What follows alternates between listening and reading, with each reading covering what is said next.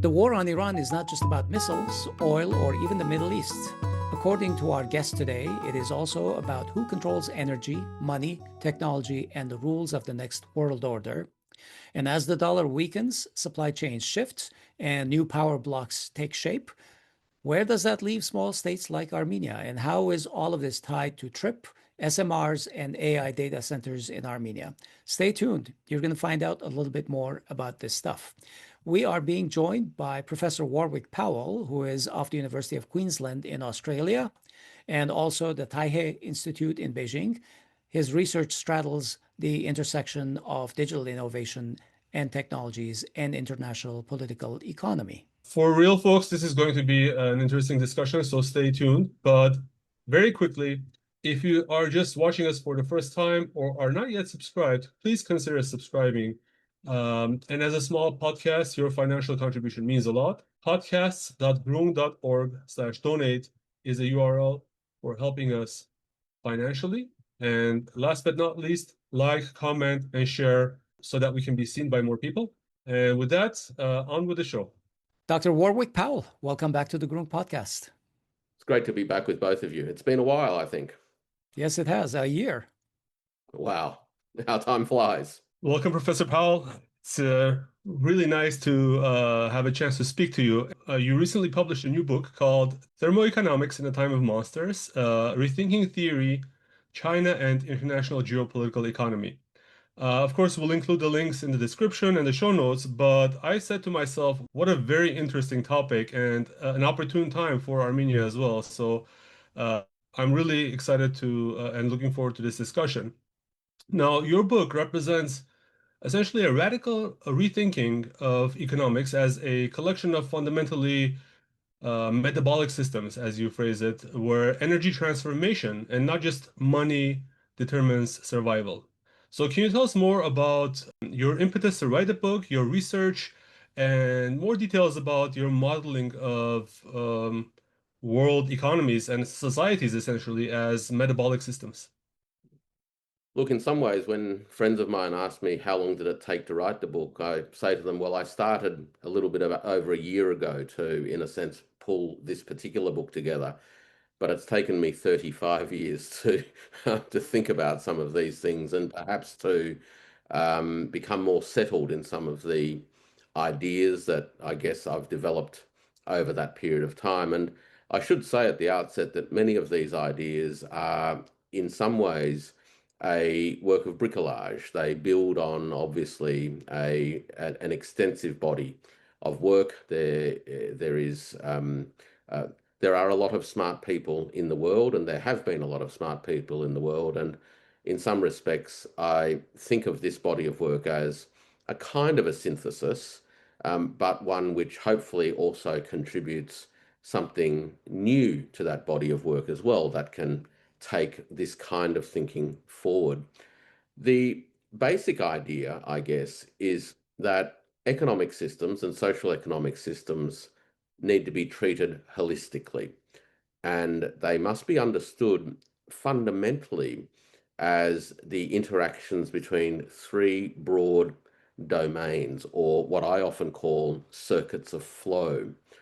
The fundamental circuit is the metabolic energetic circuit. And the reason that's the case is because as far as we understand the physical world, and as human beings, we are embedded in the physical world, the laws of thermodynamics are laws that we actually can't avoid. They are part and parcel of our very existence. And two of those laws in particular are relevant for the way that I think about economic systems. The first of those is that energy can neither be created nor destroyed, but simply changes form through time.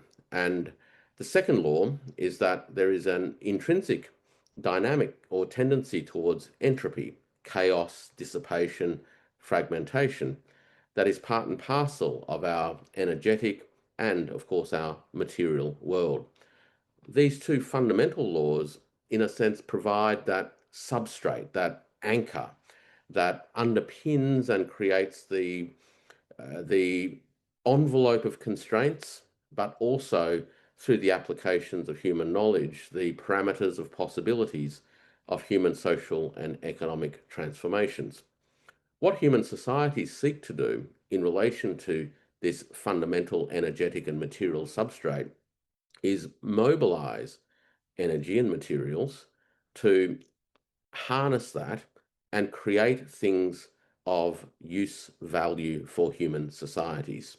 So immediately I introduced the idea of use value within the way we can think about economic systems. And I do that by drawing on very traditional or classical economic thinkers and the way that they thought about economic systems. And I'm talking about Smith, Ricardo, Marx, and also to some extent the physiocrats from France, who deeply understood that in fact value came from nature. So use values are things that human societies find useful. And by useful, I mean things that enable the system to reproduce itself and to be able to continue doing what it does in a metabolic sense tomorrow. Think of it as needing to have a certain amount of energy to be able to get up the next day and go about doing what you need to do.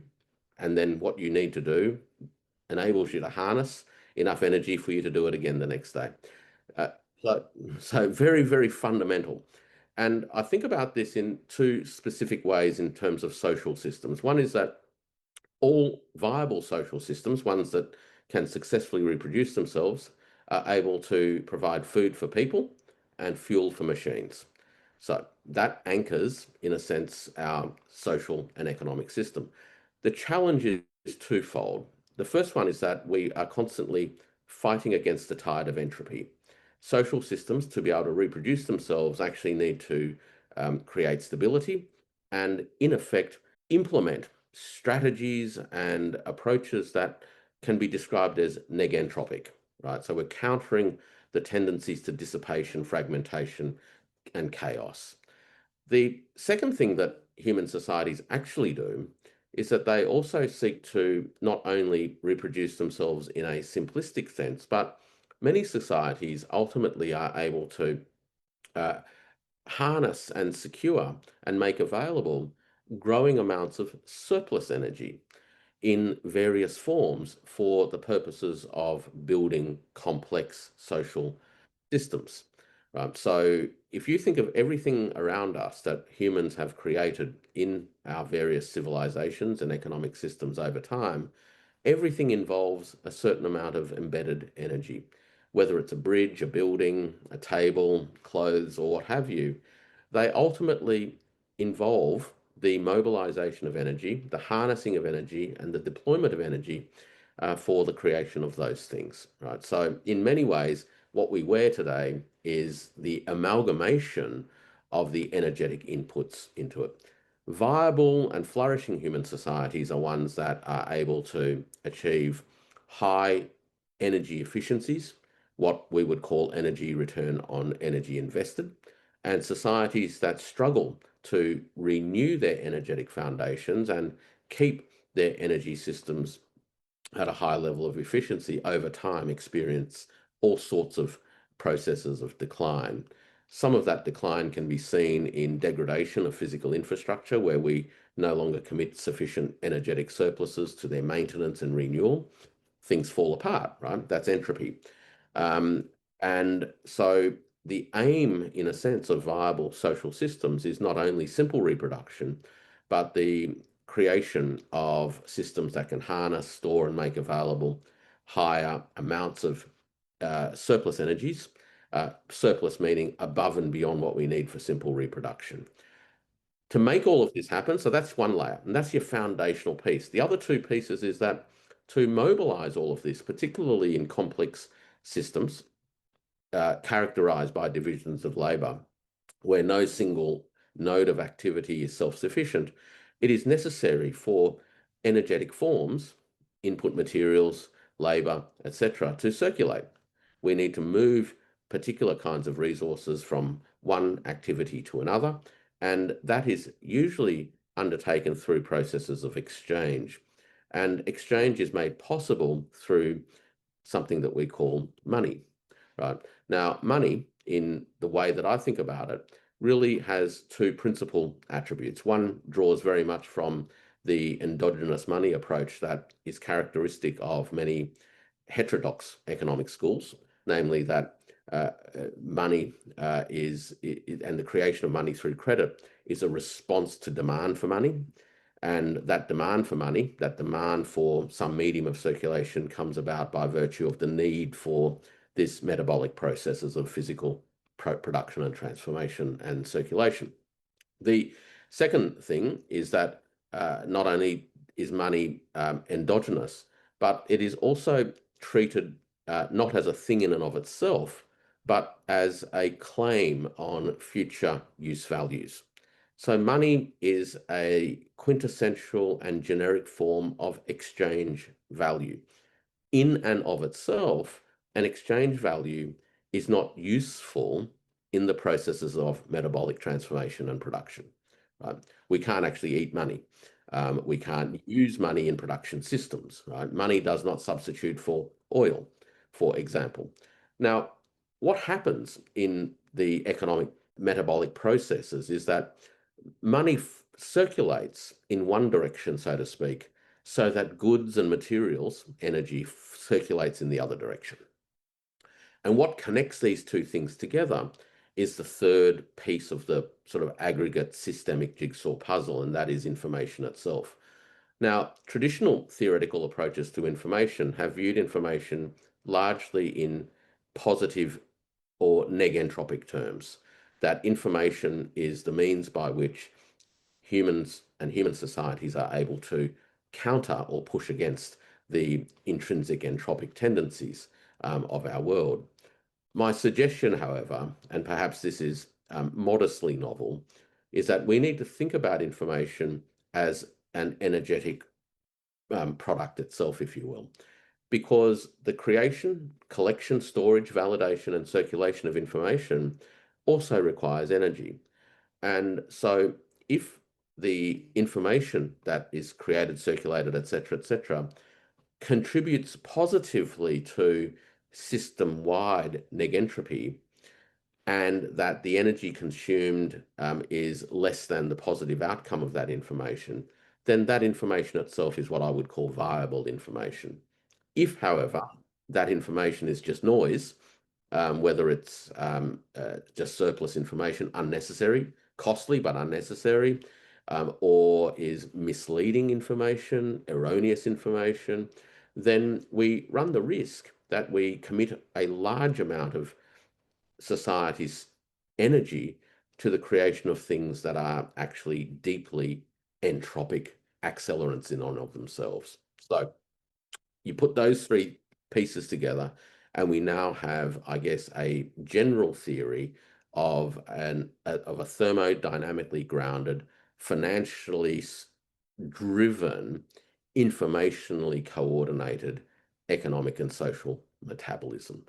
And through that process, I can then begin to explain the dynamics through time, which is the ways in which human societies successfully or unsuccessfully grope with this challenge of entropy. And the core dialectic, if you will, in social economic evolution is the one between human societies striving for negentropic interventions, stability, reproduction, etc., order, versus the entropic dimensions and intrinsic tendencies within the material and energetic substrate itself. Now, in doing all of this, last point is that we're able then to understand the nature of economic crises, because we begin to see how these three circuits also operate at different rhythms. The physical material circuit is constrained by the physical world and what we know about it and what we can do to engage with it. Information itself can be created relatively quickly and circulate relatively quickly, particularly today. And of course, money and other forms of exchange values can increasingly be created extremely quickly and circulate extremely quickly as well. And when these circuits really come out of sync with each other, so to speak, that lays the foundations for economic crises. Professor, one of your key arguments in all of this sort of dialectic between money, energy, information is that the US is a thermodynamic empire, or maybe I should just call it a thermoeconomic empire, one that is kind of sliding into a systemic lack of efficiency, leading to attempts to seize control of higher efficiency resources in nations like Iran and Venezuela, which we've seen this year. So, how do you explain the thesis, given that the US is actually a major producer of oil and gas and energies? In fact, Trump has gloated that we don't need the Strait of Hormuz. We don't need any of their things. People who need that energy should go and deal with Iran. So if we don't need it, how is it that the United States can be explained here? Well, the United States actually does need it. It's a net importer of crude oil, and it's the imports of crude oil that is the feedstock for many of its energetic export industries anyway. So the first thing first is that the United States actually does need the particular kinds of oils, medium sour grades that come from the Middle East. So we can deal with that, right? The United States isn't quite as energy self-sufficient as many would seem to suggest, and partly it's because energy in the abstract is in some ways not meaningful until it takes useful form, and the useful forms that energy takes also affects the kinds of machinery that are set up to deal with that and to transform it. So many of the refineries in the United States have actually been set up for the crude from the Middle East. And the reason that that's the case is historical. That's where the crude came from before the discovery and expansion of the American shale oil industry, which delivers a much sweeter, lighter crude oil. The second point to remember is that the availability of volume does not necessarily equal a high energy return on investment or a rising trajectory of energy return on energy invested. So it's important to distinguish between two different things. One is the potential available stock within a national territory, for example, versus the energy return that you get by accessing and making use of that stock. And what we find in the United States is that 100 or so years ago, the American system writ large was achieving incredibly high energy return on energy invested outcomes. Well over 100 units of energy would be gathered for each unit of energy expended to gather it. These days, that is on the decline. And you actually see this materialize in things like the way that the shale oil industry has worked, because unsurprisingly, the easiest to access shale oil was accessed early, and that is relatively high energy return on energy invested. But as that stock depletes, the energy return declines as you need to commit more energy and effort to extract the next unit of energy from the fields. And so whilst the United States actually does have vast fields of raw materials in theory available to it, accessing that and mobilizing that is actually less energy efficient today than it was historically. And secondly, it is on a downward trajectory in terms of efficiency. So there is a paradox here, because things like wars, which cause shortages of certain things, increase the short-term exchange value of this resource, which leads to intensified exploitation of it and also a channeling of money capital to mobilize other resources to do more exploration, more drilling, more fracking. But ultimately, that is an accelerant to a declining energy return on energy invested outcome within the system altogether. So So there is a paradox. I'm guessing fracking is much lower on the energy return scale. It becomes rapidly less efficient. It starts off actually in the early days when the resource was relatively easy to access, reasonably efficient. But we do see that within 2.5 to 3.5 years, 4 years or so of any particular new resource being tapped, that the costs, the energetic and financial costs of tapping that particular resource actually rises substantially. Basically, the easy to get stuff gets taken out very, very quickly, and what's left becomes harder and harder. And in fact, it becomes harder quicker as well. Yeah. So having worked in IT, information technology, I'm kind of interested when you say, for example, that information is an energetic property that can be either negentropic, I think you said, or entropic, adding order versus adding chaos. Given the massive energy demands of the US AI industry, is there a risk that the quest for AGI is currently actually a net energy drain, an entropic force? That is outcompeting vital other industrial sectors, given the limited ROI. Yeah, absolutely. And in fact, I devote, I think, a couple of chapters in the book to exploring these specific dynamics. Artificial intelligence, in a sense, really brings this energy information relationship, right up to us very, very closely, because we know that to generate a certain amount of computational output, it requires a certain amount of energy.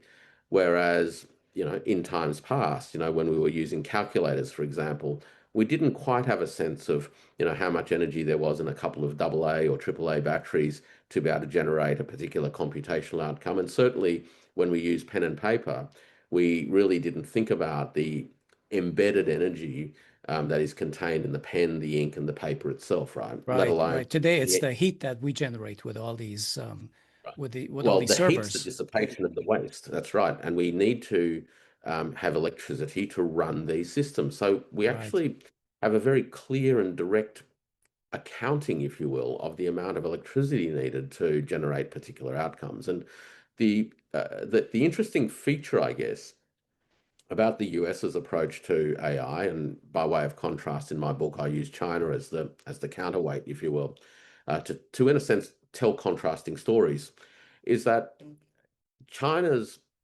uh, efficiency at the microprocessor level, its performance levels, are actually not as high as those of the United States.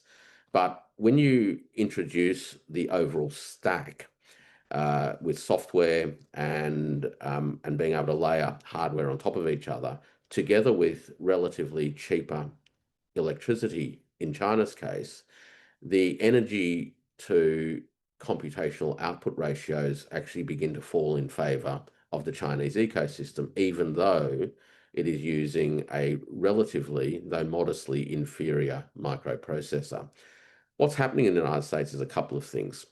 One is that there is significant efficiencies, obviously, with globally leading microprocessors, but these are offset by an electricity system that has very significant constraints.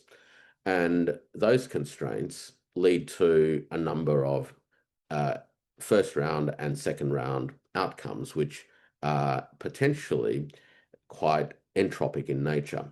In terms of data centers themselves, it obviously leads to increased costs for them as they compete with other users of electricity for available energy.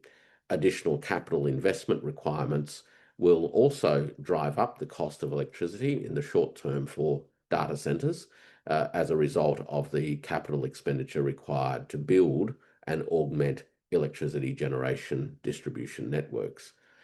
So much so that we have seen a number of data centers planned in the United States now being postponed because of the lack of availability of electricity itself. In addition to that, we have a second round effect, and that is the impact this dynamic has on other users of electricity, meaning other industries that are electricity dependent and households, of course. And across the United States, there is now clear data that the distribution, the location of where data centers are expanding rapidly, and above average increases in the price or cost of electricity is very, very tight.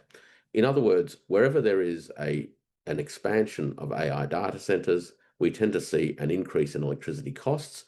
impacting other industries and ultimately leading to above average increases in electricity bills for households themselves, adding to household economic pressures. So these are the dynamics. The third thing is, and this is in a Professor, sense, I want to add one yeah, more thing. It's also leading to some violence because there have been some cases of violence against some of the CEOs in the yeah. United States of these AI companies.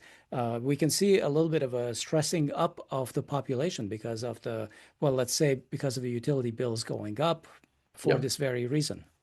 So social entropy, again, a very abstract idea, manifests itself in potentially very violent ways, right? So initially, it'll manifest itself in household budget stress.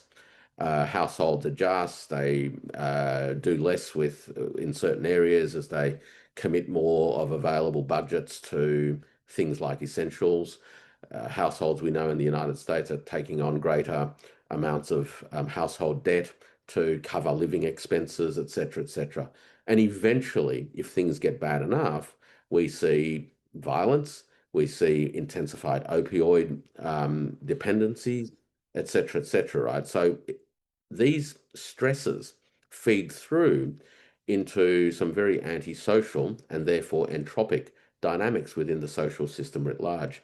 We also see, of course, the effects of unemployment, the declining employment in American manufacturing, paradoxically, during the last 10 months when the Liberation Day tariffs of 2nd of April 2025 were supposedly going to lead to a renaissance of American manufacturing. So you can see how American economic structures, the energy substrate, and the broader policy regime is actually leading to perverse outcomes. The third thing I was going to touch on is this idea of noise, viable information versus unviable information.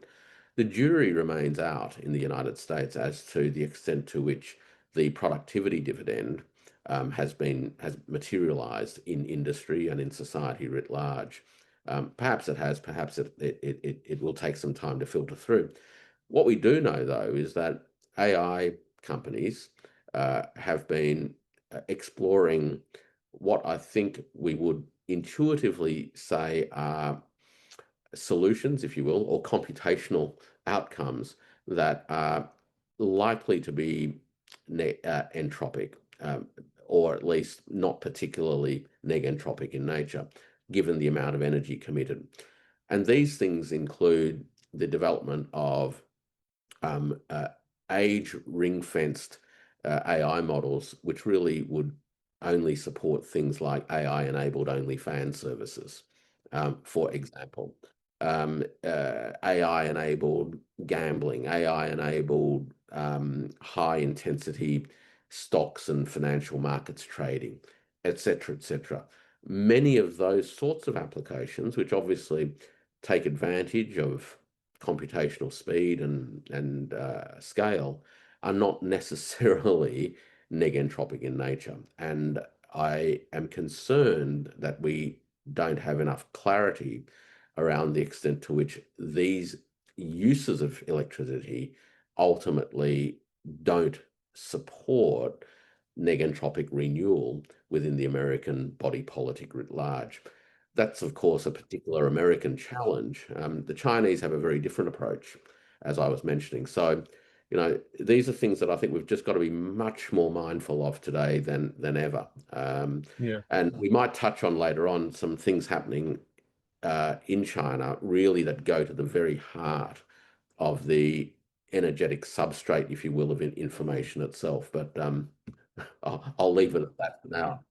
Since our podcast is also focused on the South Caucasus, I wanted to get your take on what small countries, for instance, let's take Armenia, landlocked in the South Caucasus, wedged between multiple larger neighbors, and then also foreign powers such as the US, which is currently seeking to actively increase its influence in the region. The US, through this, I would say, ill-conceived TRIPP project, is also throwing in the US manufactured small modular reactors, which are being counter imposed against the traditional large nuclear reactor that Armenia has, as well as an AI data center with Armenia received a special permission to use NVIDIA chips in these data centers into the mix. So I wanted to see if you have any thoughts about Armenia's case specifically and what's happening geopolitically, but also how should small countries in general navigate this age of essentially thermodynamic imperialism that you talk about? The two core things I think that countries need to be increasingly mindful of, and in fact, this is probably the principal touchstone for public policy making, is the extent to which they are able to achieve energetic sovereignty on the one hand, and secondly, how do they build systems that enable them to function with informational sovereignty, or what I've broadly called a world defined by digital Westphalia, right? And that means ensuring that a country's ability to mobilize its economic resources through having different forms of energy is not at the beck and call of what happens in other parts of the world. And secondly, that the informational architecture is something that the nation state itself is able to ultimately determine and manage and control. Now, when I say that, I don't mean controlling content. Different countries will think about those issues in their own ways. What I mean simply is that the information that is gathered within a social and economic system needs to be managed and controlled in a way that doesn't leave a country and its citizens and its businesses exposed to coercion by others. And that coercion, of course, can take place through the enforcement of informational standards. You must use our technology, otherwise, we will do X, Y, and Z to you, all the way through to the ability to intercede in information flows, some of which are related to finances, that make it impossible for a country to exercise its right to autonomous and sovereign development. Now, we've known that the US has used the US dollar system in particular increasingly as an extension of American foreign and security policy. It no longer functions as a public good to the extent that it might have been 20 or 30 or 40 years ago. And of course, there are critics of the US dollar dominated system even then through the institutions of the IMF and the World Bank, for example, and the way that that played out as far as third world or developing country debt, et cetera.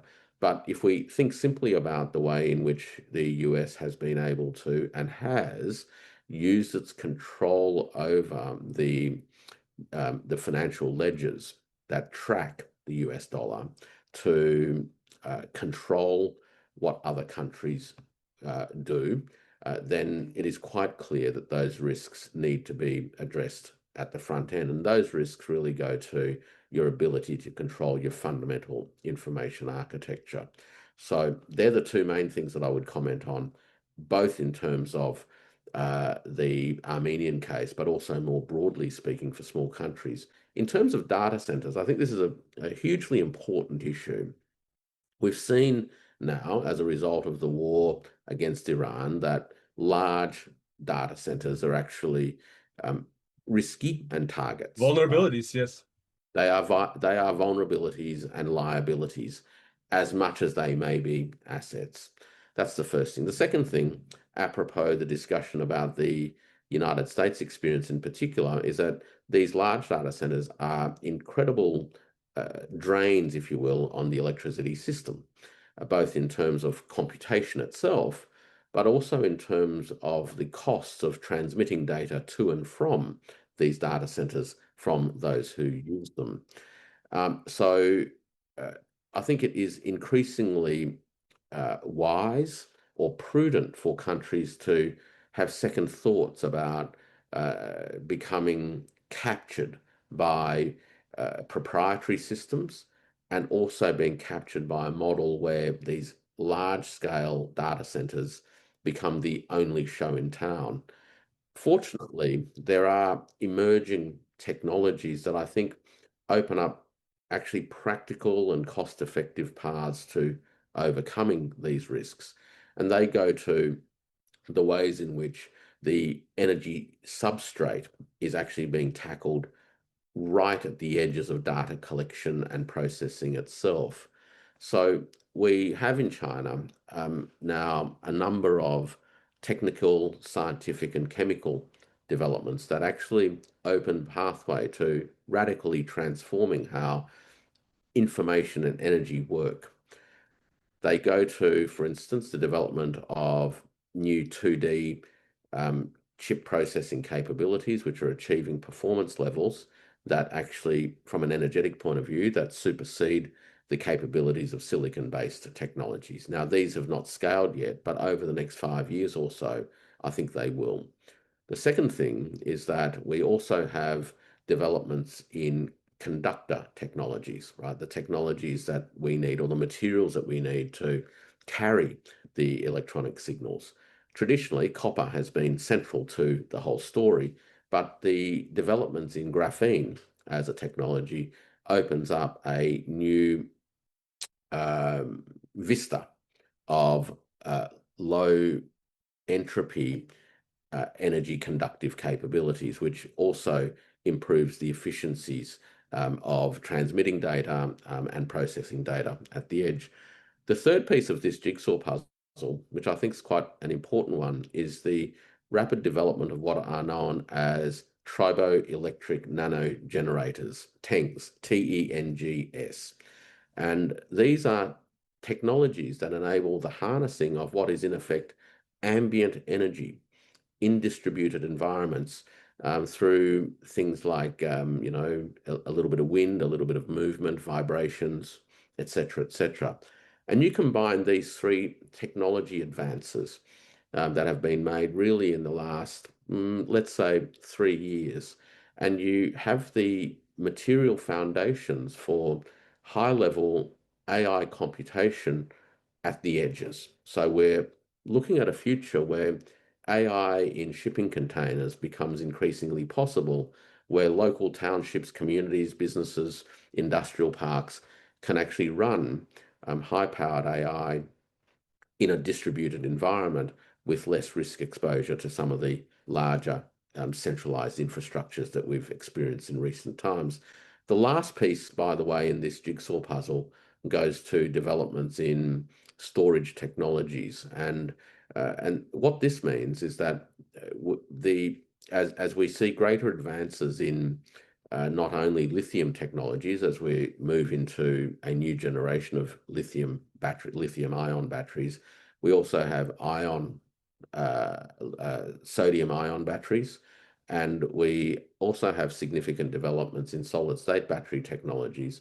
And all of these will enable a more efficient storage and less dissipation of energies that can be harvested again at the edges. So if you start to imagine what AI in a container begins to look like, they begin to look like energy autonomous, distributed AI infrastructure that can be rolled out and moved, you know, relatively easily, enabling supply chains, enterprises, industrial districts, villages, townships, communities, and others to literally operate their own infrastructure with much less risk exposure to some of those issues we've touched on before. Professor, while you're talking about the high technology here, I was thinking about the low technology end of this. You know how we said that each of these data centers have become targets. If each data center at this point has to be fortified, has to be a military-grade installation protected like a White House, just imagine that the energy expenditure, the real money expenditure of any kind of computation that you need to do that involves AI. It would be insane. That's right. So again, you know, the embedded energy to deal with these security issues is manifest in more steel, more concrete, et cetera, right? So again, just think about all of these things as really just functions of energetic transformations. You know, every ton of steel actually is embedded energy in one shape or another. Mm-hmm. So at a level of abstraction, we're committing a lot more of theoretically socially available energetic surpluses to that activity instead of building a school for sake of argument. Let's talk just a moment about the war on Iran, because that is obviously a seminal moment that we're living through right now. I'm not going to rehash through all of the history, but after Islamabad, we have a situation that is very dynamic and in flux right now.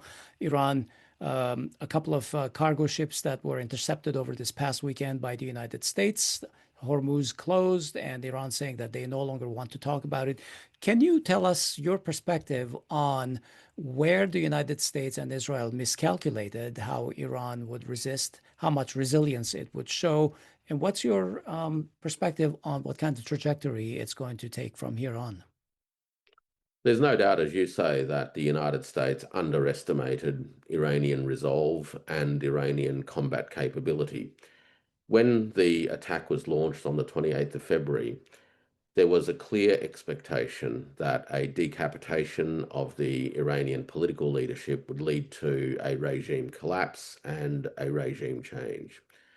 When that didn't happen, the rhetoric changed, and so did the objective and the theory change behind the attacks, where the ongoing pummeling of Iran was then rationalized as being necessary to spark public unrest against the government, leading again to regime overthrowing. Now, we know that these two particular theoretical approaches to regime change or overthrowing governments have failed.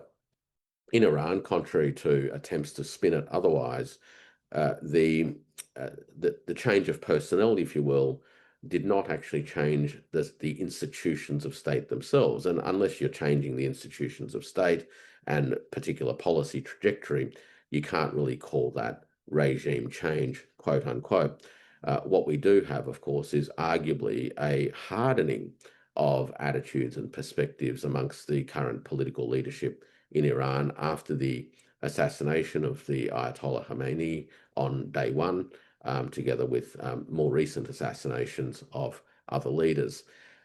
The second thing that was underestimated, not only in terms of Iranian society resolve and the fact that these attacks, rather than causing a social uprising against the government, would see a galvanization around the idea of the Islamic Republic, even from domestic critics, is that there was an underestimation, a chronic intelligence failure, perhaps, in relation to Iran's military capabilities. And we see this in two very particular ways. Firstly, Iran, as many people have known for a long time, was one of the originators of drones, to a point where, of course, it supplied some of its drone capabilities to Russia in the early days of the Russia-Ukraine conflict. And the ability of Iran to manufacture and replenish its drones fleet and deliver them to regional targets has actually proven itself to be largely undented in terms of launches and the drones themselves, and the ability to replenish the drones that have been destroyed, or destroyed as a result of being used or intercepted. The second thing we know is that the missiles that Iran has also has greater depth than I think many in the West had expected, and also a greater quality. Their ability to target targets with great precision has been proven in ways that I think was underestimated. And a combination of these two aspects of Iranian air defense and air offense has meant that the United States has experienced some catastrophic losses, actually, and these are very important. The first set of catastrophic losses really was American bases across the region. These bases ultimately were not able to be defended by American and Allied systems, and they are now functionally unusable. Troops have had to be withdrawn from them, and this has very important practical short-term implications for ongoing conflict, as well as medium-term implications around the world. In terms of the immediate implications, it means that attacks on Iran can't be launched from nearby bases. And that means that they have to be launched from further away. As they're launched from further away and you have to travel greater distances, the number of attack sorties diminishes. That's the first thing. The second thing we've seen in the American approach, because it was heavily focused on aerial combat, is that, or aerial decimation, if you will, is that it has expended a very, very large amount of its pre-war inventory to a point where its manufacturing capability can't keep up. It will take years for the ammunition expended already in the first 40 days or 30 days of this war to be replenished. And this obviously has implications for American strategic posture around the rest of the world. It's led to the United States then having to contemplate a couple of things. One is that it's having to use different kinds of missiles and bombs, which has caused a need to fly closer to Iranian airspace. Okay, so that has, of course, created greater risks, and we've seen some aircraft down now as they fly over Iran. The second thing is that it has caused the United States to have to contemplate essentially boots on the ground, right? And I think that what was covered over as an attempted rescue mission of a fallen pilot was actually an attempted landing of significant numbers of troops around about 10 days or so ago. And so we now have a significant build-up, obviously. We entered into this negotiation period, if you will, and there's a few ways we can interpret that. One is that it was really just a time for both sides to recuperate and reorganize. Perhaps that's actually true. Alternatively, it is actually a genuine consequence of the Americans reaching a point where they are seeking a way out, but nonetheless have to find a way out that doesn't render them, reputationally destroyed. And we are witnessing a whole bunch of what people like Anasaf Faruqi described as armed negotiations or coercive negotiations. I tend to look at all of this through, I guess, a three-layered lens, if you will. What I've just described is really a bunch of incidents around the event of the war itself and the short-term dynamics of ceasefire negotiations. But I think it's worth bearing in mind two other temporal layers. One is what we could view as the sort of the more immediate temporal context, which is the 30-odd years of the post-Cold War era, where the United States obviously had preponderance and had unipolar superiority in many parts of the world, and at the same time, of course, planned a long-term strategic approach to the Middle East, and together with Israel, that sought to cement American dominance in this part of the world and to arguably create the conditions by which Greater Israel could then come into reality. And that particular contextual approach was well documented as far back as 2009 in a paper from Brookings Institute, for instance, which talked about the game plan, if you will, to progressively destabilize and overthrow unfriendly governments in smaller countries, but ultimately to clear the way to dealing with Iran. And then, of course, there is the much longer historical backdrop, and that's probably where a lot of my thermoeconomic work fits, which is the progressive diminution of American energetic efficiency, which has led to this kind of thermoeconomic imperialism. Now, by the way, as nation states and systems begin to experience declining energy return on energy invested, that in and of itself doesn't mean that they need to go to war. There are many other things that they could conceivably do, some of which, of course, is to tap available resources. The United States did that with the fracking revolution. They could also, of course, transform their systems. China is working on transforming its system, changing from a system that was more oil dependent to one that is more electricity dependent. And of course, you know, strange as this may sound, especially today, countries might actually just engage in trade and purchase a relatively low entropy, higher EOEI energy from somebody else, right?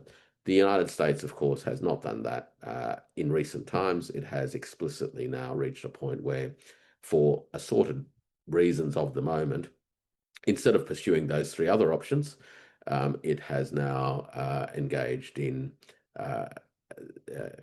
thermoeconomic imperialism, in part to secure control for itself, but arguably also as part of its wider concerns about the re-emergence of Russia on the one hand, and of course the rise of China on the other. You answered the question I was just going to ask. If it's a matter of perspective, how a country proceeds from it. If they see that the world is basically a zero-sum game, then they're going to engage in thermodynamic imperialism instead of inventing something that enlarges the pie, and they find new ways of finding win-win solutions. Professor, since you just mentioned China and Russia, actually, I think that is a really interesting topic. So now they have already moved much of their trade, including their energy transactions, from US-based dollar to ruble and yuan.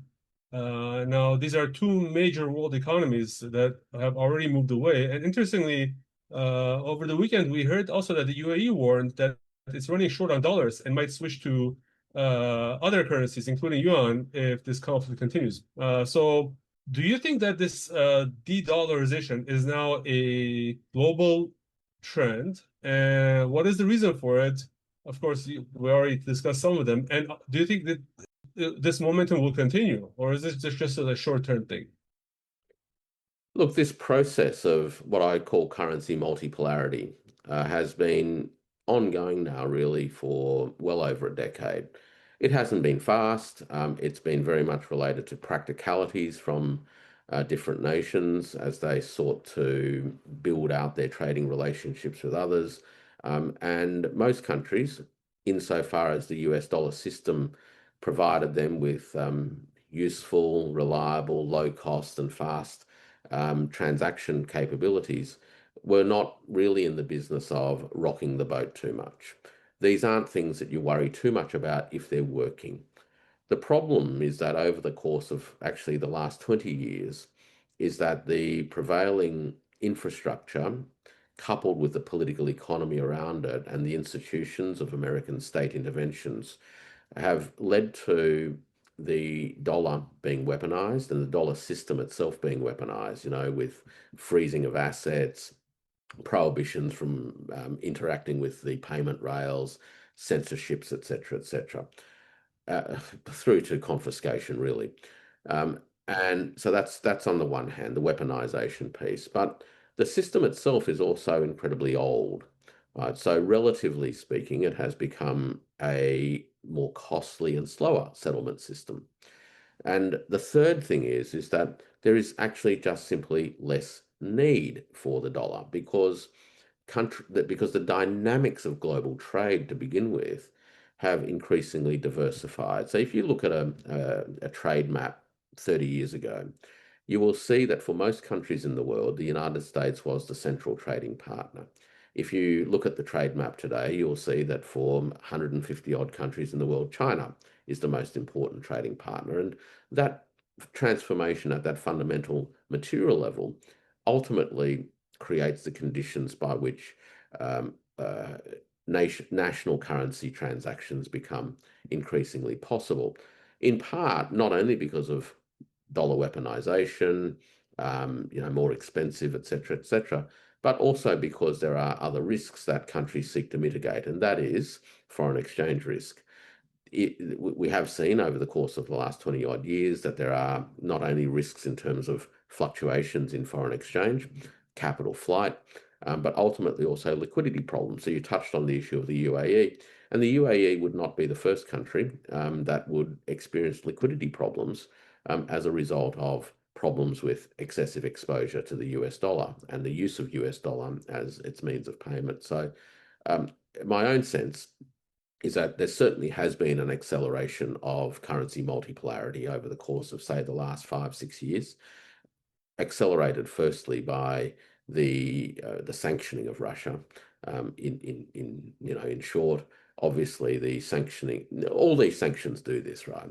It's just that sanctions kind of work better when there were no alternatives. But since about 2014, 2015, we've got alternatives, whether it's the MIR system in Russia, whether it's the CIPS system developed by China. So there are literally alternatives now. And because there are alternatives, it is now increasingly possible for countries to literally engage in transactions with each other without needing to go through a third-party intermediary currency. The last thing, of course, we've seen as a result of sanctions is countries simply just barter if they need to, particularly when you're dealing with high-volume commodities such as oil, right? So Iran has, as part of its counter-sanctions maneuvers, actually bartered quite successfully with oil for other things. And so I don't see anything that will reverse this trend. The real issue, I think, for the US is that it needs to get some clarity around what it actually wants to accomplish in the end. Right? President Trump has actually articulated contradictory objectives. On the one hand, he has made it very, very clear that he objects to the idea of a weakening of the US dollar, that he believes that the US dollar as the most significant global reserve currency is critical to the United States, and that losing that status would be akin to losing a war. He's said that on a number of occasions. On the flip side, he has policy objectives such as reducing America's trade deficit that, broadly speaking, would presuppose a weakening of the dollar.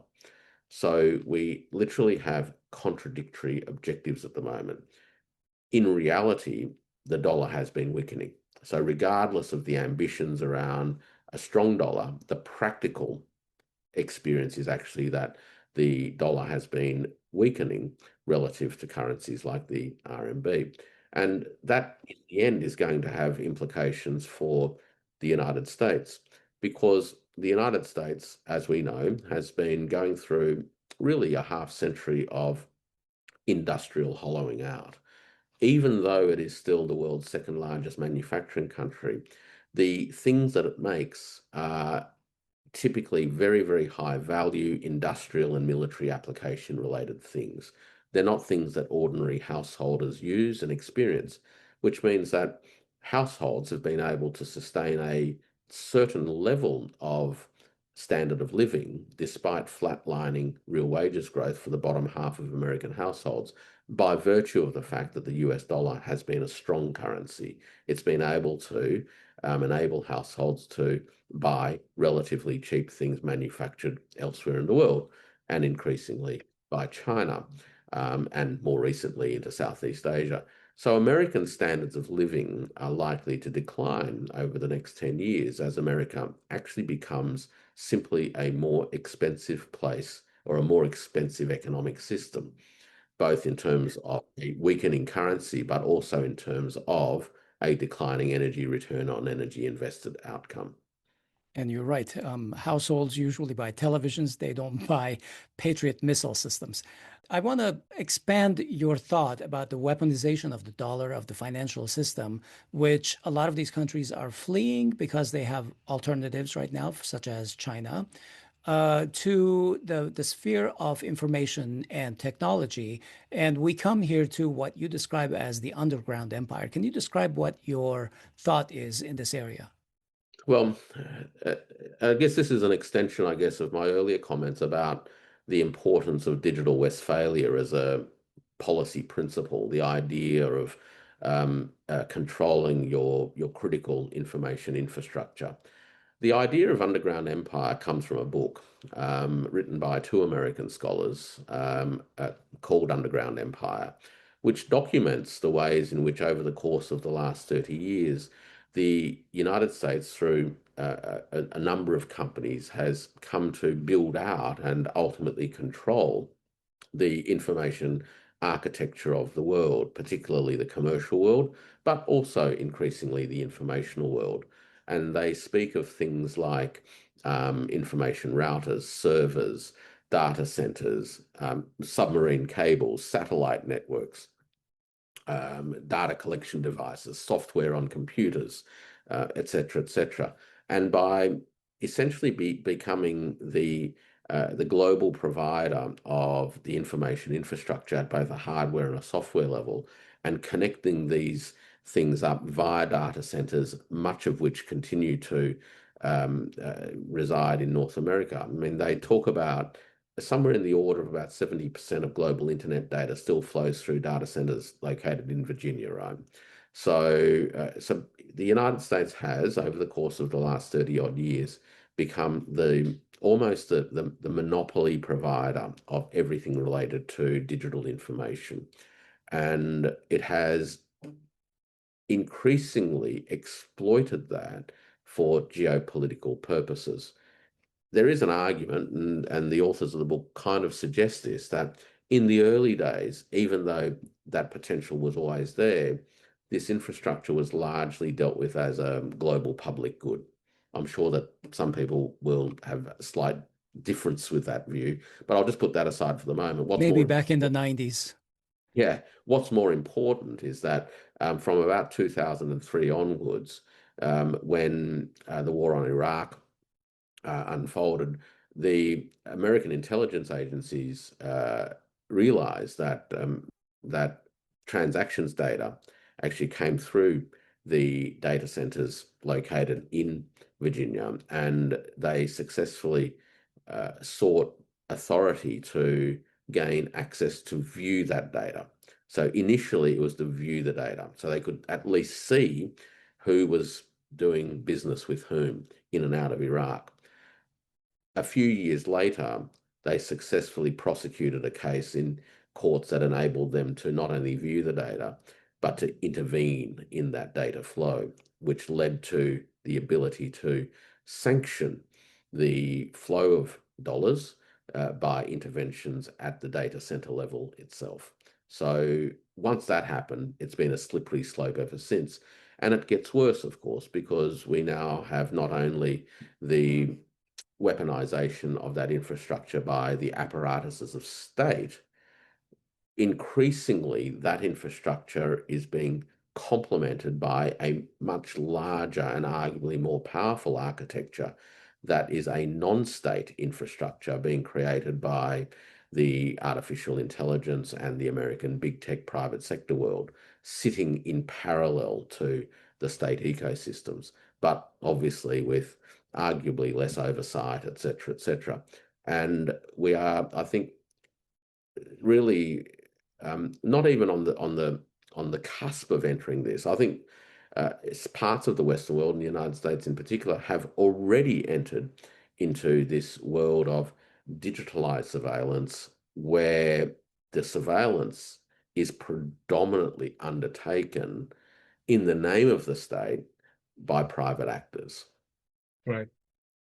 Well, this has been a very interesting discussion. I'm hoping if you have 1 or 2 more minutes, just to give us a final, maybe your parting thoughts about what does all of this portend for BRICS, the Shanghai Cooperation Organization, and the Global South in general, and the role of these organizations? Look, many people have in the last few months have commented about the sort of absence of BRICS in all of this. It's important to remember that BRICS is largely an economic organization. Iran's obviously a member of BRICS, but so are many other countries. And BRICS continues to do what it principally set out to do, which is to facilitate economic development, trade, investment flows, et cetera, et cetera. Probably more important, and so BRICS really wasn't let's call it a geopolitical security institution per se. So BRICS is quiet, but largely because the intensity is, or the spotlight is elsewhere. And that's where the SCO, I think, actually becomes far more important. The SCO matters because it now has 20 odd members, and those members straddle most of the countries of, I guess, what we would call Eurasia writ large.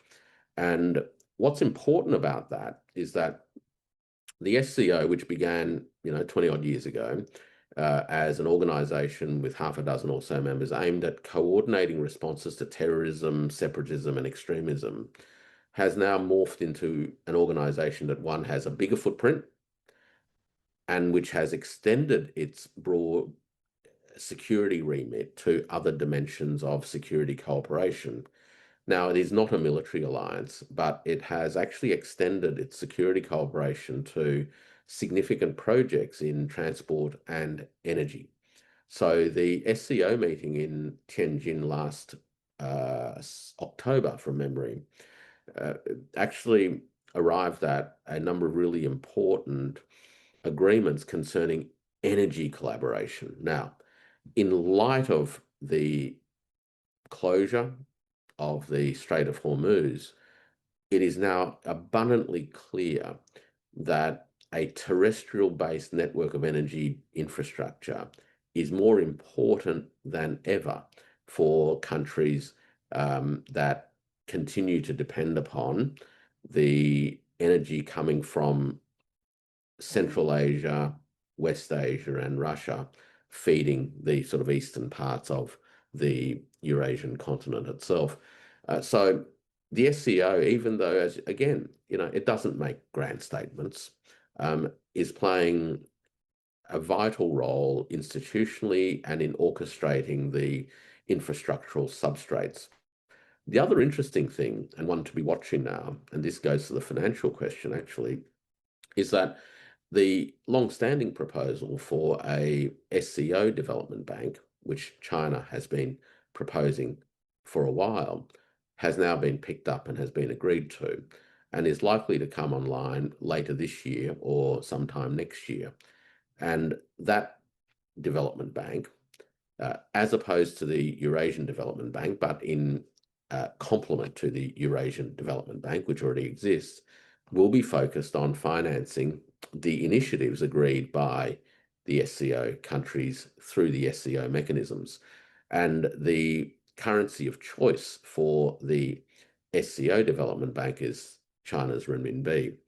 So we are seeing multiple layers, if you will, of response, resilience, and preparation, and building out alternatives to the world that has dominated, I guess, the lives of all of us, throughout our time, and for these countries as well. So that's BRICS, and that's the SCO. Look, the Global South, in many ways, is confronted with some important questions and policy choices. They go to the same issues that we touched on in relation to Armenia and small countries in general, and that is to find pathways to achieve high levels of energy sovereignty, information sovereignty, and through those processes, augment their productive capabilities to achieve high levels of energy return on energy invested. So they are the challenges for the Global South. Obviously, for some, it will be a little easier to do than others. Those who have exposure to US dollar denominated debts, who have strong exposure to oil-based infrastructure and systems like that, will find it very, very difficult in the short term. Those with arguably a blank sheet of paper, if you will, where you're looking to replace things like diesel generators with local microgrids, that will be a lot easier to do. So patchwork quilt consequences for the Global South, but this is in many ways the kind of, well, it's another crossroad or another fork in the road for Global South nations as they seek to wrestle their way out of the neo-colonialism of the post-war era. Professor, what an interesting conversation and what an interesting perspective on what's going on in the world. We hope to have you on our show again sooner than 1 year from now. So that's a commitment on our side. Thank you so much for joining us. We really appreciate your insight. It's been a pleasure to be with you. And if you want me on the show, just let me know and we'll work something out. Absolutely. Thank you so much. Thank you, Professor Powell. That's our show. Today is April 22nd, 2026. What an interesting conversation. Hovik, did you have any thoughts about any of this? Oh, I have a lot of thoughts, and the first thought is we are going to try very hard to bring Warwick Powell on our show at least once a few months. And I think it's especially poignant from the perspective of the U.S. Encroachment into Armenia, specifically with these data centers. Again, I'm an IT guy. I love data centers, but just looking at how they are creating single points of failure. And, if there's a conflict, and God knows our region is going to be anything but conflict in the coming century, probably. What Professor Powell is saying, it makes a lot of sense to me. And less centralized processing of technology, more decentralized, decoupled from each other. You talked about the resources that these data centers use in terms of electricity. I will add to that water usage. Hovik, I also don't want to be, I mean, we've said this before, and I don't want to be negative on this whole data center business. But when you were saying single points of failure, we're not talking about IT single points of failure. It's not that you have to dual rail stuff and things like that, but we're talking about a single point of failure in the resources of Armenia, because we've talked about how much energy they're going to. You did some math and you kind of have an idea of the kind of energy this data center is going to require. If it's going to have 50,000 to 110,000 NVIDIA chips, it's going to be using, let's say, a quarter of a nuclear power station, right? Yeah. And when they are talking about acquiring small modular reactors, SMRs, those are essentially half size to compared to Medzamor, or a quarter size, depending on the sizing. So essentially, in my mind, what they're trying to do is basically stick a small modular reactor on Armenia's bill and make them pay for this data center, very little of which is probably going to serve Armenia. Armenia does not have 110,000 NVIDIA processors needed. And look, I'm a little bit lukewarm on the data center. I'm totally against the SMR. I mean, I think the prescription for success for Armenia, regardless of the government, is going to be build 3 or 4 large nuclear power plants, build many small decentralized data centers. I mean, I'm not saying reject this data center, but actually really investigate what it takes to have localized processing of AI on your computer or in smaller data centers rather than a single data center. And DeepSeek and other technologies are coming online that will allow that. Now, if the US wants to give us a data center as well and make profit from it, as long as there is no strings attached, I'm okay with that. I'm also on your side. I'm against an SMR. I want actually a big fucking reactor in Armenia. Yes, because it'll provide the kind of BFRs for the win. BFR, that's right. That's what I want. But there was one point that we discussed a little bit earlier, and that has to be with the security of a data center. And I'm really afraid that as data centers become extremely critical, how were the data centers in the Gulf countries critical? The United States and Israel were using, let's say, AWS data centers for their military operations, because when you use a data center that is very close, you have minimal latency of those services to whoever is using them. So if Armenia is going to be used for that, obviously the enemy is going to be striking back on Armenia. So this is a huge concern for me. Yeah, I mean, when you're talking about the war in Iran, but yes, but even as a strategic resource, like, we've seen how not just because the data centers are used for power, but because data centers are critical for other parts of, let's say, a nation's economy and infrastructure. A potential enemy could attack it just like Trump is threatening to attack power stations in Iran. That's right, power stations and bridges in Iran. So yeah, I think it's more general than that, and you won't have the same nuclear fallout effect if you attack the nuclear reactor, in which case, for instance, our enemies, Turkey and Azerbaijan, would be affected by that as well. So they would not dare to do that, but they could take out a data center and cause huge damage both to the investors and all those, and to the country's credit and so forth. So I think that it's prudent to not put all our eggs in that basket. But we have to if seek I the may, true thermodynamic cost of a data center.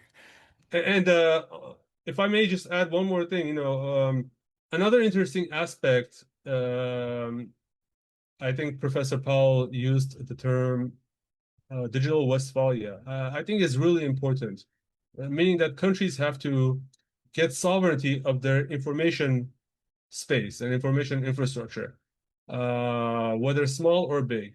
So what I see, and one of the reasons why we are in this mess right now, Pashinyan came to power largely with the help of social media. Social media is used to actually control the sentiment, public sentiment in Armenia, and it enables it.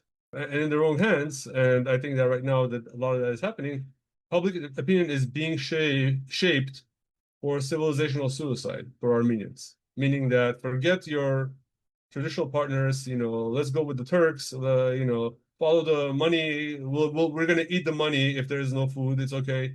And those things very struck a chord with me. So I think that as a security person, as an information security person, I'm really interested in how organizations like SCO can help define maybe standards. So if there can be some open standards in terms of being able to introspect hardware for any hidden backdoors or security vulnerabilities, I think that's a second order concern, because right now we just have to fucking figure out how to stop Facebook from making half of Armenia's population or 30% of Armenia's population love piroshki, eating monsters, but half of the population and all of the government, by the way.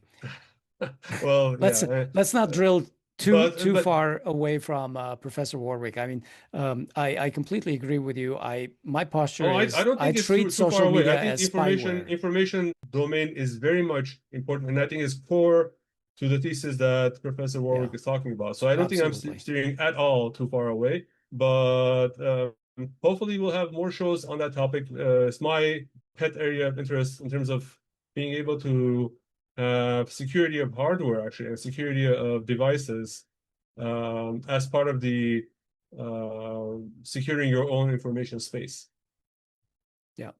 Get rid of all social media you don't use all the time. It's just spyware. Or have your own controlled one. I mean, as much as they're being criticized in Russia and China, at least, and Iran, actually, those countries have been able to maintain sovereignty over their information space, as bad as it is, and that's what has contributed to their survival.